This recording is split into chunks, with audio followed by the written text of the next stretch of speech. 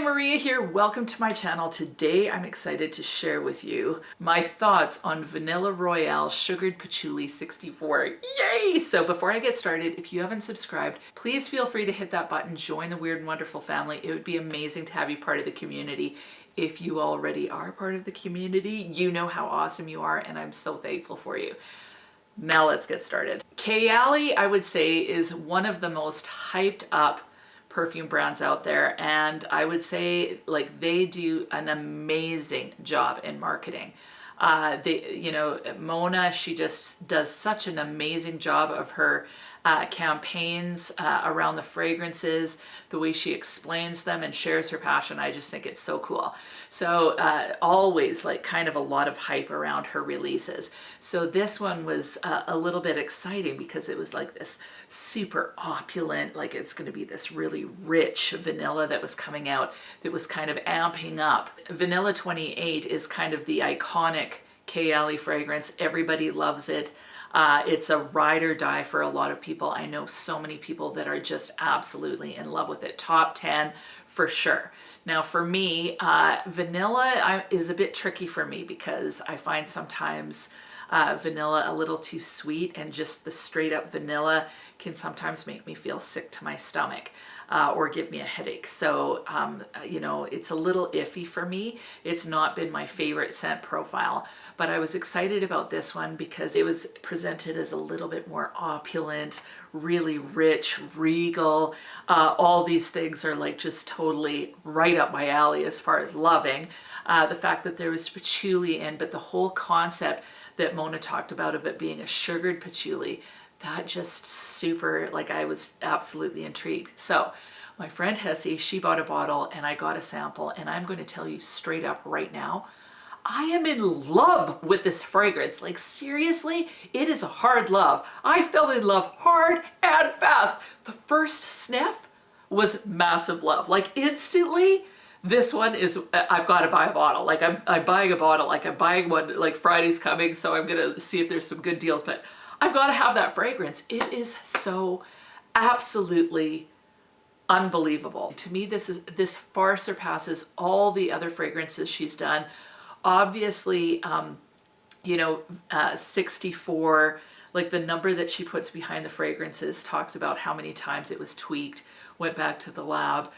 So, obviously it went back quite a few times, but boy, did they ever nail it. Like this scent is so gorgeous. If you're one that likes something like a spiritus double vanille, you like a little bit of potentially some incense, some spice in there, some oud, this is going to be right up your alley. It is absolutely stunning. And what I love about it as well is the booziness that I get. So love at first sniff. I smelled this and I absolutely fell in love. I'll share the notes with you so you kind of get a feel and kind of talk about them. So the top notes are vanilla orchid, creamy jasmine, and golden rum.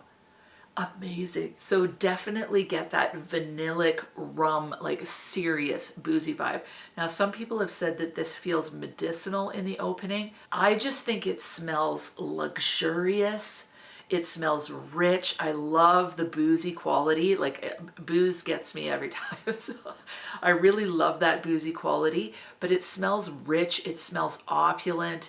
It smells quite decadent. Like the rum is like a spiced rum. So there's a bit of decadence and richness in it that blends with those florals. The middle notes are vanilla infusion, vanilla syrup absolute, tonka bean accord, spicy rose bouquet, smoky leather, and creme brulee. Then the base is sugared patchouli, musk, brown sugar, amber, and royal oud.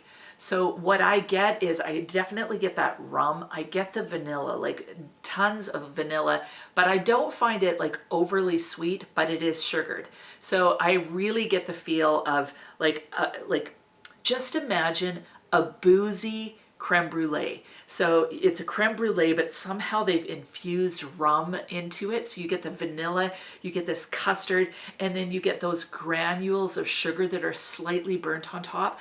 That's the feel of this fragrance. It's so unbelievably delicious. But then beyond that sweetness, which like I love a good gourmand, but what makes this so special is then this depth that comes with the patchouli that adds kind of a spicy quality.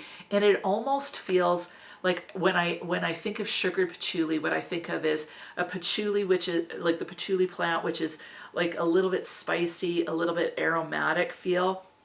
And a little bit earthy. They've kind of sugar soaked it, and then they've dehydrated it, and then they've covered it in sugar and kind of crisped it all up. So if you took the patchouli leaf with the sugar granules on and we went, you'd get this mixture of sugar and then the spicy patchouli. That's kind of what comes out. So it's not a dirty patchouli. It's just absolutely beautiful. And then with that leather and that oud in there, oh my goodness, it just adds this beautiful depth. It seriously smells rich. It smells luxurious, opulent. I totally get that feel like this is a smell like money type fragrance. But it also smells very comforting. There's a sensuality to it. I just think it's beautiful. And for whatever reason, this is one of those fragrances where I actually smelt it, and it, like, even thinking about it, it made me teary. I just so appreciate the artistry in this fragrance. I just think it's spectacular. It's a spectacular fragrance. It's an absolute beautiful piece of artwork where you get all these different notes coming together, and you kind of smell them as a whole, and it gives you this delicious gourmand with some beautiful depth and sexiness to it. I think by far this is my favorite. Well, I know by far this is my favorite KAYALI.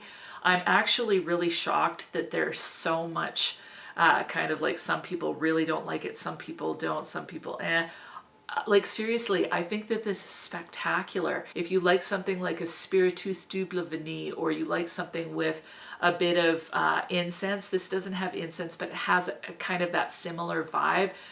Some people have said it's medicinal. I don't find it's medicinal. I find it super uber sexy. If you loved Alien Essence Absolute, I'm pretty sure that you're going to absolutely love this fragrance.